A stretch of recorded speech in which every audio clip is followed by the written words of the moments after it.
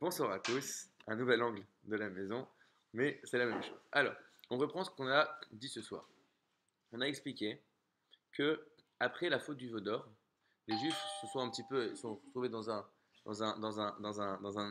échec, un petit peu dans un échec de la possibilité de recevoir la Torah, qui est la possibilité d'avoir l'outil qui va leur permettre d'exprimer tout leur potentiel et de se réaliser complètement. Et la réponse à ça, c'est la construction du tabernacle, de ce temple portatif dans le désert. Et là, Hachem va demander à chaque personne, à chaque juif, d'apporter des donations. Une personne, elle a chez lui un peu d'or, elle amène de l'or, de l'argent, etc. Chaque personne amène ce qu'il a à la maison. Et là, la Torah nous raconte la chose suivante, que les sages arrivent, font les comptes et disent, mais Moshe, les juifs ont apporté plus de matériaux que ce qui est nécessaire pour faire ce que Hachem nous a demandé de construire. Et là, Moshe va faire quelque chose de complètement dingue. Imaginez, monsieur le rabbin, il a reçu trop d'argent, il a hacké et il dit, stop, on ne donne plus rien. Et là, ils se sont arrêtés d'apporter, et nous dit la Torah, Vaïchal Ha'am Ileavi, et donc ils sont arrêtés d'apporter. Dessus, nos sages ont fait un lien entre ce Vaïchal, ils se sont arrêtés, ils sont terminés, et Ve'chulu Hashamaim Va'aret. Se sont achevés les cieux et la terre, quand ça, le jour du Shabbat de la création du monde, le septième jour. Pour dire la chose suivante, que de la même façon que le monde est arrivé à son achèvement, à son entièreté par le Shabbat, alors les Juifs ont réussi à réparer le monde entier, toute la création, à cet instant où ils ont été capables de s'arrêter dans leur volonté de donner. Et on va dire le verset suivant, qui nous dit la chose suivante, que la Melacha est à Dayam, qu'il y avait assez de matériaux pour construire, assez et il en est resté. On pose la question, soit il y en a assez, soit il y en a trop. Alors ce qu'on a expliqué ce soir, c'est la chose suivante, que nous dit le Rachaim, le Sfat Emet, que du fait qu'ils ont été capables de s'arrêter, de se limiter dans leur volonté de donner, alors Hachem a fait un miracle en disant ce que vous avez apporté en plus, alors je viens le réintégrer dans les plans, je change les plans du temple pour venir intégrer ce que vous avez apporté. Donc qu'est-ce qu'on a vu de là? Que par leur capacité de savoir mettre un frein à leur tendance, à leur volonté de donner, alors ça c'est ce qui a donné, c'est ce qui a cachérisé leur volonté de donner, même si elle était en fait au début trop. De savoir limiter cette impulsion que j'ai, c'est ce qui va transformer une impulsion qui est trop en quelque chose qui est souhaitable et qui est bon et qui réalise et qui est constructif. On avait expliqué que Maïmonide nous explique la chose suivante, que le chemin droit que chaque personne doit prendre, c'est le chemin du milieu. Des gens qui sont très colériques, qui s'énervent à toute occasion, et quelqu'un qui est il est comme un maître, comme un mort. De toute façon, il s'en fiche de tout, tout lui passe au-dessus, il est vraiment complètement insensible à tout ce qui se passe autour de lui. Il y a quelqu'un qui donne de l'argent, qui distribue de l'argent à droite à gauche, et une autre, c'est un gros pingre. D'accord? Nous dit le Maïmonide, la voie juste qu'une personne doit prendre, c'est toujours la voie du milieu, l'équilibre. De ne pas être, si quelqu'un dépense trop, il s'appauvrit. Si quelqu'un ne donne rien, il n'est pas en lien avec les autres. D'accord? Maintenant, on avait expliqué cet échange qu'il y a eu entre Esav et Yaakov, où Esav voit que son frère Yaakov, qui était censé être le spirituel, revient de chez son oncle avec plein de possessions. Il dit, je comprends pas. On avait dit que toi tu étais spirituel et moi le matériel. Alors comment ça se fait que tu es venu prendre aussi du matériel? Et là Yaakov lui répond, lui dit, non, tu n'as rien compris. Moi j'ai du matériel pour me permettre d'accéder à mes objectifs spirituels. Et là Esav lui dit, ah, j'ai compris, c'est super. Alors viens, finalement on change, on fait 50-50. Toi tu voulais le monde spirituel, le monde futur, et moi j'avais pris le monde présent. Alors finalement, on fait 50-50. Et là, Yaakov dit non, tu n'as rien compris. Je ne suis pas d'accord, tu n'as rien compris. Qu'est-ce qu'on avait expliqué et qu'on va expliquer tout de suite? Qu'est-ce qu'il a manqué, Esav? Et ça, ils pensaient que la voie du milieu, disons que je vais faire que du spirituel et je vais courir après les désirs matériels. La voie du milieu, c'est de savoir, ok, je vais faire le matin du spirituel et l'après-midi du matériel. Ça, c'est le juste milieu. On fait un peu des deux, c'est bien. Et Yaakov, il n'a rien compris.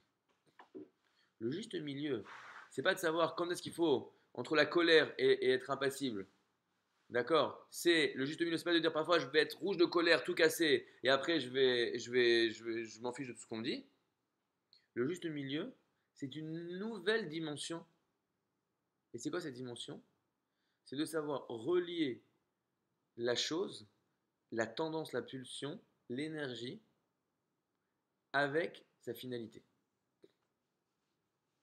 Ce qui est intéressant, qu'on voit qu'on a une mitzvah qui s'appelle le conte du Homer.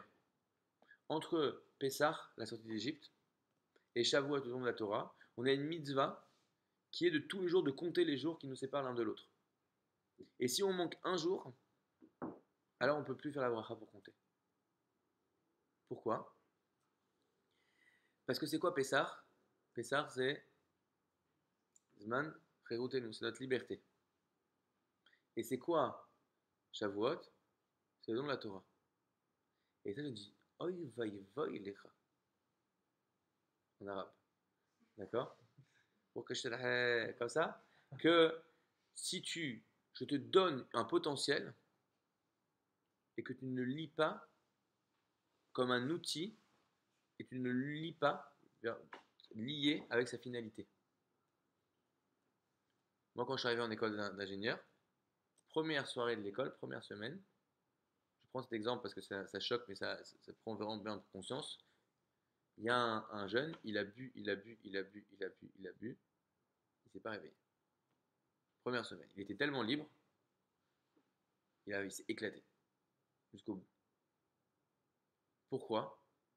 Parce que d'abord, tu as la liberté, mais tu sais pas ce que tu veux en faire. Alors qu'est-ce que tu fais? Je suis libre, genre je bois, je truc, etc. Et tu vois des gens, ça les détruit complètement. Parce que sinon, la liberté, elle n'est pas liée avec sa finalité. Et donc, il dit attention, tu as la liberté, c'est du potentiel. Comme on voit les gens qui gagnent au loto, ils ont de l'argent plus que des projets. Alors, malheureusement, ça les détruit complètement. Donc, ce juste milieu-là, il est encore une fois de savoir approcher toutes ces forces qui sont en nous comme des moteurs, mais à moi de donner la direction. Il y a une histoire dans l'Talmud qui est très bizarre, qui dit que les sages, un jour, ils ont pris le Yetzer Hara, le mauvais penchant, et ils l'ont enfermé. Ils n'en avaient plus de désir, plus de rien du tout, etc. Qu'est-ce qu'ils ont vu? Les gens ne se levaient plus le matin, ils n'allaient plus au travail, personne ne faisait rien du tout, même les poules, elles arrêtaient de pondre des œufs. Alors ils ont pris, et les gens n'étudiaient plus la Torah, c'est vrai. Et qu'est-ce qu'ils ont fait? Ils ont libéré les terrains. Pourquoi? Parce qu'encore une fois, ces pulsions, ces forces sont en nous, c'est un moteur. Encore une fois, le juste milieu, il n'est pas de dire, parfois je vais complètement réfréner, je vais me frustrer complètement mon désir de colère. Et après, je vais le laisser sortir et je vais faire 50-50. Ça s'appelle la schizophrénie, voilà. Le chemin du milieu, il est d'être capable de savoir dire attends 2 secondes. J'ai en moi cette pulsion, cette énergie qui me donne une possibilité d'exprimer. Quand quelqu'un est énervé, il fait des choses, il a de la force. Il va utiliser ça pour dire attends 2 secondes. C'est quoi mon but? Qu'est-ce que je cherche là-dedans? Qu'est-ce que je cherche? Parce que parfois, quand il y a quelque chose qui me dérange vraiment, alors ça me donne une énergie pour le réparer. Ça me donne une énergie pour expliquer à l'autre qu'il y a un manque. Ça me donne parfois une énergie pour en moi trouver, de dire attends, ça m'énerve tellement ce qu'il fait, attends, peut-être que je le fais aux autres.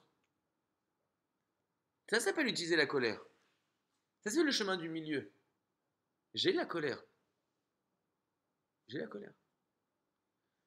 C'est pourquoi quelqu'un. Il y a une histoire comme ça, un rave qui voyait dans une ville, il y avait un monsieur très riche. Il va le voir pour essayer de lever de l'argent. Et il lui dit moi, qu'est-ce que tu manges? Il dit moi, vous savez, je mange très simplement du pain, de l'eau, quelques légumes, vraiment, je mange très simplement. Et quoi? Toi, t'es un riche? Non. Tu dois manger des bonnes choses, de la viande, du poisson, tu dois avoir une cuisinière, etc., etc. Bon, le rabbin, il a dit, ok, donc il change d'habitude. Il y avait l'aide du rabbin, il dit, ah, je comprends, pourquoi? C'est magnifique, c'est un monsieur riche et il mange de façon simple, c'est quoi le problème?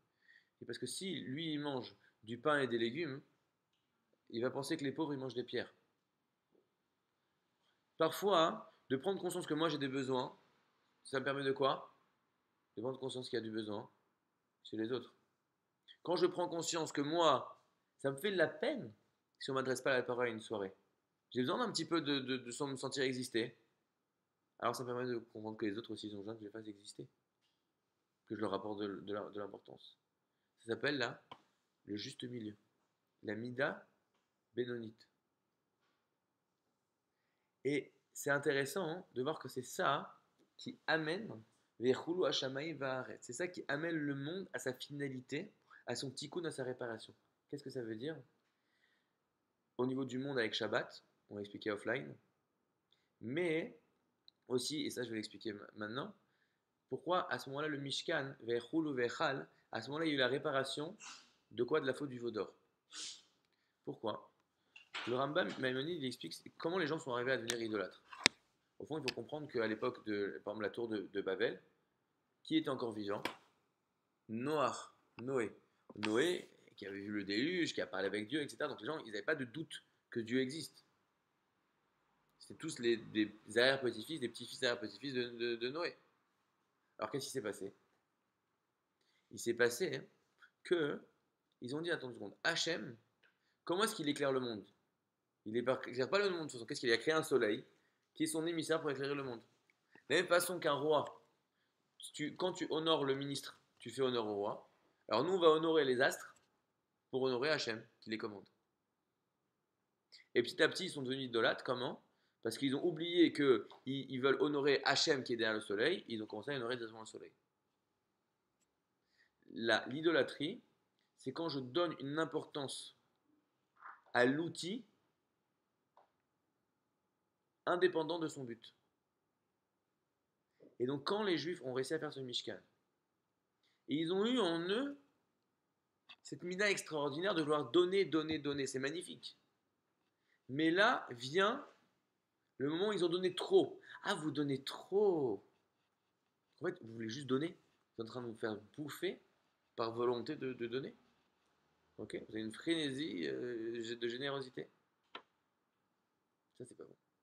Vous savez, on dit dans la prière du soir, on demande à Hachem de nous sauver du Yetzer Hara, du Satan, qui est devant nous et derrière nous. C'est quoi devant nous, derrière nous? Devant nous, c'est le Satan qui dit tu veux faire quelque chose de bien, il dit arrête, vas-y, n'exagère pas, ça va, du calme. D'accord? Et derrière nous, c'est Etc. qui dit ouais, vas-y, fonce, fonce, fonce, fonce, fonce, et qui t'emmène beaucoup plus loin que le juste milieu de ce que tu voulais faire. Mon rêve, il me prenait toujours cet exemple-là, mais qui est un exemple incroyable. Des gens tellement qui sont pour la protection des animaux. D'accord? Protection des animaux. Après, c'est Misa de Horaïta, Tsar Balech c'est interdit, il faut faire attention comment on traite les animaux, c'est magnifique. Mais tellement ils veulent protéger les animaux qu'ils ont mis des bombes dans des centres où on faisait des études sur les animaux. Et qu'est-ce qu'ils ont fait? Ils ont tué des gens. Si tu mets pas la limite, c'est que même ton désir d'aimer les animaux, il est pourri. Il est pourri.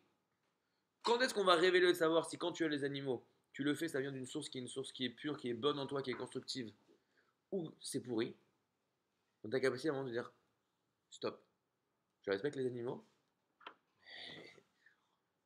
Les animaux, ils ont une place dans la création et l'homme, il a une place qui est différente. Si t'es pas capable de voir ça, hein, alors même ce que tu fais entre guillemets qui pourrait être bien, c'est dégueulasse. C'est destructeur, c'est pas du tout constructeur, c'est pas quelque chose de grand, c'est quelque chose d'extrêmement petit. Mais au moment où tu es capable de mettre cette limite, on dit ah, je vois que tout ce que tu as fait avant, ça provient d'une vraie volonté de faire du bien. C'est à sa place. Tu as lié ce désir-là avec sa finalité. Tu comprends qu'il y a une façon de se comporter, même avec des animaux. Même avec des pierres, même avec tout ce qu'il veut, il y a une façon de se comporter. Donc le travail de la semaine. On a déjà eu 15 minutes de film. Le travail de la semaine, il est assez clair en fait. C'est de comprendre la chose suivante. Déjà, on a dit quelque chose un test très fort. C'est quoi le test pour savoir si ce qui me drive, c'est positif ou pas? C'est ma capacité à mettre des limites dans ça. Est-ce que je suis capable de m'arrêter? Est-ce que je suis capable de m'arrêter? J'aime faire ça. Est-ce que quand vient le moment de s'arrêter, je suis capable de donner une place?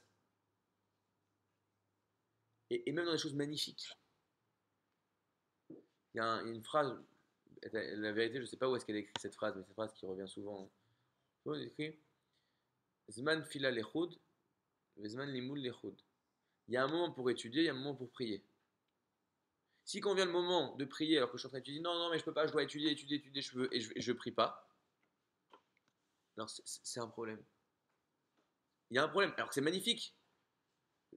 Talmud Torah, Kenegat Kulam, c'est la chose la plus belle du monde. Mais même la chose la plus magnifique du monde, si je ne sais pas lui donner une forme, avec des limites, alors c'est un problème. On travaille, mais est-ce que je sais donner le travail sa place et savoir arrêter et savoir, on a dit que cette voie du milieu, c'est de savoir lier cette force que je fais avec son but, sa finalité. J'étudie la Torah pour me rapprocher d'Hachem. Donc quand j'étudie la Torah pour me rapprocher d'Hachem, quand vient un moment de réaliser ce rapprochement avec Hachem par la prière, je dois le vivre. Sinon, au contraire, je m'enferme, je bouffe de la Torah et je ne suis pas en train de me rapprocher d'Hachem. Je fais du chesed, je donne aux gens. Aussi pour me rapprocher d'Hachem. Comme Hachem il est généreux, toi aussi tu es généreux. Mais si ça arrive que je veux tellement faire du bien à tout le monde que je ne vois plus ma femme et mes enfants, ça ne s'appelle pas la générosité. Ça s'appelle pas la générosité. Et ça c'est vrai dans tout. Donc le travail de la semaine, il est déjà de prendre conscience, c'est quoi ces énergies qui chez moi sont très fortes. Parce que souvent une personne là où elle a les difficultés, où elle sent des grandes énergies, c'est là où elle a le plus de travail, c'est là l'enjeu de sa vie. Chaque personne il a cette chose. Moi j'ai un rapport avec l'argent qui est fort. Moi j'ai un rapport avec l'apparence qui est très très fort. Moi j'ai un problème avec l'orgueil, un problème, etc. Et là où il y a des difficultés, c'est l'opportunité. Parce que comme il y a de l'énergie, on peut en faire des choses magnifiques. Cette énergie-là, elle est très bien canalisée, elle est bien utilisée. Toutes ces choses-là, c'est des outils, c'est des forces. À nous de leur donner une forme, leur donner des limitations, pouvoir l'utiliser et me faire progresser, me faire épanouir. Parce que quand j'utilise ça comme il faut, alors ça me réalise et ça me rend heureux et je me sens bien. Mais quand je ne peux pas donner de limite, je suis un drogué de ça. Et au contraire, je me sens toujours en manque et je me sens jamais un petit peu rassasié de ces choses-là. Alors, Hachem, qu'on arrive, on va continuer offline. En tout cas, Hachem, on continue la semaine prochaine. Mais que Hachem nous donne la force à chacun de trouver ce juste milieu. Parce que, comme on a dit, si on revient à la même chose à la fin de tous les cours, hein, mais quand on sait se relationner à soi-même, se relationner aux autres, réfléchir sur le monde, on a un bon regard sur les choses et la Torah, c'est ça qu'elle nous offre, on est heureux. Parce que chaque chose elle a sa place, chaque chose elle me remplit, elle me nourrit et elle me fait grandir.